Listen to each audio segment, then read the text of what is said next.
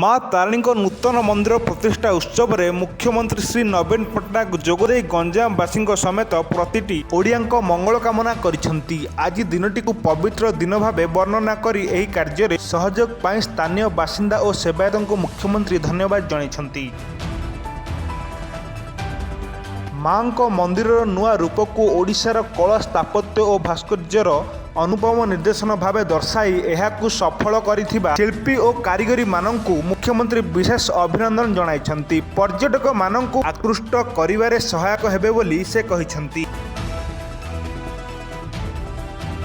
ଏହି ଅବସରରେ ଭକ୍ତ ଓ ପର୍ଯ୍ୟଟକଙ୍କ ପାଇଁ ବିକଶିତ ବିଭିନ୍ନ ସୁବିଧା ସୁଯୋଗକୁ ମୁଖ୍ୟମନ୍ତ୍ରୀ ଲୋକାର୍ପିତ କରିବା ସହ ଋଷିକୂଲ୍ୟା ନଦୀତଟ ଉନ୍ନତିକରଣ କାର୍ଯ୍ୟର ଭିତ୍ତିପ୍ରସ୍ତର ସ୍ଥାପନ କରିଛନ୍ତି। ଶାନ୍ତି ଓ ସହଯୋଗ ଭିତ୍ତିରେ ଗଞ୍ଜାମର ବିକାଶ ପାଇଁ ସମସ୍ତେ ମିଳିମିଶି କାମ କରିବାକୁ ମୁଖ୍ୟମନ୍ତ୍ରୀ ଆହ୍ୱାନ ଜଣାଇଛନ୍ତି। Bureau report news 99 Odia.